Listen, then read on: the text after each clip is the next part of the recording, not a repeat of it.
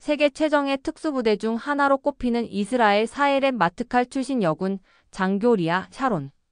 수많은 실전을 경험하며 자신만의 전투 철학을 세워온 그녀 앞에 한 명의 동양인 남성이 나타났습니다. 작은 체격의 조용한 분위기, 언뜻 보기엔 평범한 기술 참관자로 보였죠.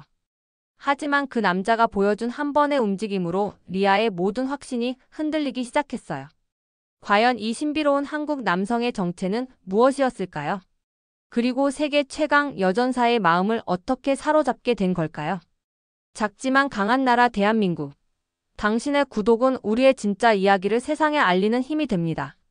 시작 전 구독, 좋아요, 알림 설정 부탁드려요. 이스라엘 텔아비브의 뜨거운 햇살 아래 특수부대 훈련장에서는 긴장감이 감돌고 있었어요. 테러 대응 시뮬레이션이 한창인 가운데 리아 샤론 중위가 팀을 이끌며 작전을 지휘하고 있었습니다. 29살의 리아는 이스라엘 최정예 특수부대 사헬의 마트칼 출신으로 레바논 국경 지역에서의 실전 경험을 비롯해 수차례 위험한 임무를 완수해온 베테랑이었죠. 그날 훈련장 한쪽에는 한 명의 동양계 남성이 조용히 서 있었어요. 김재한이라는 이름의 이 남자는 한국에서 온 기술 참관자라고 소개받았는데 키 175cm의 보통 체격에 차분한 인상을 주는 사람이었습니다. 리아는 처음 그를 봤을 때 별다른 관심을 두지 않았어요. 그저 일반적인 민간 기술자 정도로 여겼거든요. 하지만 운명적인 순간이 다가왔습니다. 시뮬레이션 도중 정찰용 드론이 갑자기 통제를 벗어나며 추락하기 시작했어요. 리아가 황급히 조종 장비를 조작했지만 이미 늦었죠. 바로 그때였습니다. 김재한이 번개처럼 몸을 움직이며 추락하는 드론을 맨손으로 낚아챘어요. 그 순간의 반응 속도와 정확성은 가히 경이로웠습니다. 훈련장은 순간 정적에 빠졌어요.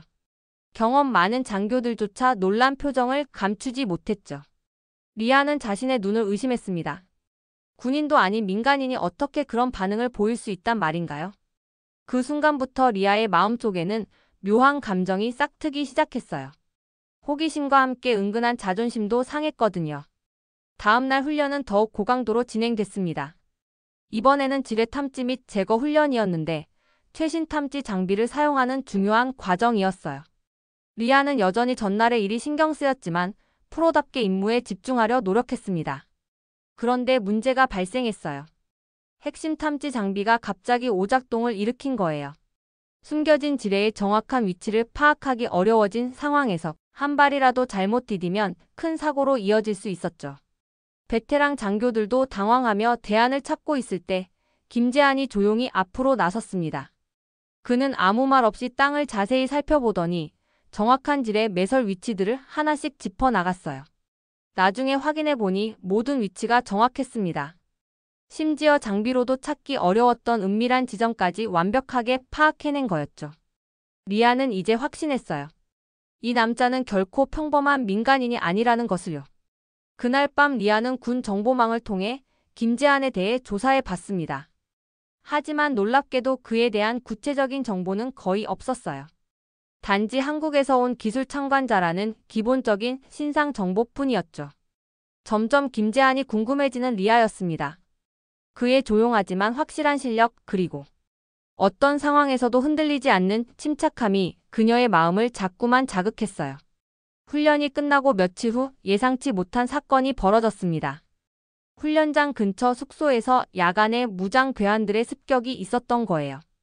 이스라엘 주변 지역의 정세가 불안한 만큼 이런 돌발 상황은 언제든 일어날 수 있는 일이었지만 그날 밤은 특히 위험했어요. 리아는 동료 장교들과 함께 숙소에서 휴식을 취하고 있었는데 갑작스러운 총성 소리에 잠에서 깼습니다. 즉시 무기를 챙기고 상황을 파악하려 했지만 이미 괴한들이 건물 안까지 침투한 상태였어요. 복도에서 동료 장교 한 명이 총에 맞아 쓰러진 것을 목격한 리아는 분노와 함께 전투 모드로 전환됐죠. 하지만 상황은 예상보다 심각했어요. 괴한들의 수가 많았고 그들은 건물 구조를 미리 파악하고 있는 것 같았거든요. 리아가 한쪽 복도에서 교전을 벌이고 있을 때 뒤에서 또 다른 괴한이 접근하는 것을 전혀 눈치채지 못했습니다. 바로 그 순간이었어요. 마치 그림자처럼 나타난 김재한이 번개 같은 속도로 움직이며 괴한을 제압했습니다. 총도 사용하지 않았어요. 단 4초 만에 소리도 없이 그 어떤 피해도 없이 완벽하게 상황을 정리한 거였죠. 리아는 믿을 수 없다는 표정으로 그 광경을 지켜봤어요. 그날 밤 사건 이후 리아는 더 이상 궁금증을 참을 수 없었습니다. 직접적으로 김재한에게 물어봤어요. 처음에는 대답을 회피하려던 김재한이었지만 리아의 진지한 눈빛을 보고는 마침내 입을 열었습니다. 대한민국 해군 특수전단 UDT 출신입니다. 김재한의 조용한 고백이었어요. 실제 작전 경험은 수십 건 정도 되고요. 하지만 이젠 그만두고 싶었어요. 리아는 충격을 받았습니다. UDT라면 한국 해군의 최정예 특수부대 아닌가요? 전 세계 특수부대 중에서도 인정받는 엘리트 조직이었죠. 그런 곳 출신이 왜 자신의 정체를 숨기고 있었던 걸까요? 김재한은 계속 말했어요. 너무 많은 위험한 임무를 수행하다 보니 언젠가부터 평범한 삶이 그리워졌어요. 그래서 이번 기술 참관도 사실은 새로운 길을 찾기 위한 거였거든요. 리아는 복잡한 감정에 휩싸였습니다. 자신이 평생 믿어온 것들이 흔들리는 느낌이었어요. 그동안 그녀는 자신만의 힘으로 모든 것을 해결할 수 있다고 믿어왔는데 이 조용한 한국 남자 앞에서는 자꾸만 작아지는 기분이었거든요. 당신은 내가 평생 믿지 않았던 남자의 전형이었어요. 조용하고 자신을 드러내지 않고. 그런데 내가 틀렸네요. 리아의 솔직한 고백이었습니다. 그 이후로 두 사람의 관계는 미묘하게 변화하기 시작했어요. 김재한은 여전히 조용했지만 리아는 그의 침묵 속에 담긴 깊이를 이해하게 됐습니다. 그리고 자신도 모르게 그에게 마음이 기울어지고 있음을 느꼈죠. 어느 날 리아는 김재한에게 물었어요. 당신은 왜 그날 밤 나를 도와준 거예요? 위험할 수도 있었는데. 김재한의 대답은 단순했습니다. 그냥 당연한 일이었어요. 동료가 위험에 처했는데 가만히 있을 수는 없죠. 그 순간 리아는 깨달았어요. 자신이 평생 추구해온 강함이란 게 과연 무엇인지를요. 힘으로 상대를 제압하는 것만이 강함이 아니라 조용히 옆에서 지켜주는 것, 필요할 때 자연스럽게 도움을 주는 것도 진정한 강함일 수 있다는 걸 말이에요. 나는 늘 내 힘으로 살아왔다고 생각했는데 당신은 내 마음을, 내 등을 조용히 지켜주고 있었군요. 리아의 진심 어린 고백이었습니다. 김재한도 리아의 진정성에 마음을 열기 시작했어요. 두 사람은 서로 다른 배경에서 자라났지만 남을 지키고자 하는 마음만큼은 같다는 것을 알게 됐거든요. 훈련 프로그램이 끝나갈 무렵 두 사람 사이에는 특별한 감정이 자리 잡고 있었어요. 하지만 현실적인 문제들이 가로막고 있었죠. 리아는 이스라엘군 장교로서의 의무가 있었고 김재한은 한국으로 돌아가야 했으니까요. 그런데 놀라운 일이 벌어졌습니다. 김재한이 먼저 용기를 냈어요. 리아, 저와 함께 새로운 시작을 해보지 않을래요? 한국에서든 이스라엘에서든 아니면 전혀 다른 곳에서든. 리아도 마음을 정했습니다. 당신과 함께라면 어디든 갈 수 있어요. 하지만 우리 둘 다 우리가 사랑하는 사람들을 지키는 일을 계속해야 할 것 같아요. 이스라엘군 내부에서는 반대가 심했어요. 외국인과의 결혼, 특히 군 기밀에 접근할 수 있는 장교의 결혼에 대해서는 까다로운 절차가 있었거든요. 하지만 두 사람의 의지는 확고했습니다. 리아의 아버지는 예루살렘 출신 참전 용사였는데 처음에는 딸의 선택을 이해하기 어려워했어요. 하지만 김재한을 직접 만나보고는 생각이 바뀌었죠. 내 딸은 사막을 누볐지만 진짜 동반자는 바다에서 왔구나. 그의 축복이었습니다. 결국 두 사람은 한국 제주도에서 조용한 결혼식을 올렸어요. 바다가 보이는 작은 교회에서 양쪽 가족과 소수의 친구들만 참석한 소박한 결혼식이었지만 그 어떤 화려한 결혼식보다 의미 있었죠.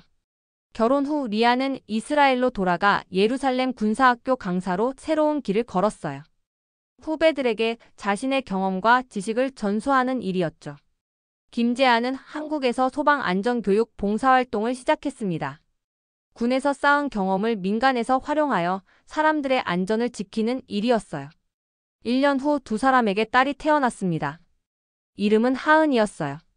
이스라엘과 한국의 혈통이 만난 아름다운 아이였죠. 리아는 딸을 안고 말했어요. 이 아이는 두 나라의 강함을 모두 물려받을 거예요. 비록 물리적으로는 떨어져 있는 시간이 많았지만 두 사람은 각자의 자리에서 사람들을 지키는 일을 계속했어요. 그리고 그 일에서 진정한 보람과 행복을 찾았죠. 몇 년이 흘러 어느 방송사와의 인터뷰에서 리아는 이렇게 말했어요. 나는 전쟁에서 이겼지만 사람 앞에선 졌습니다.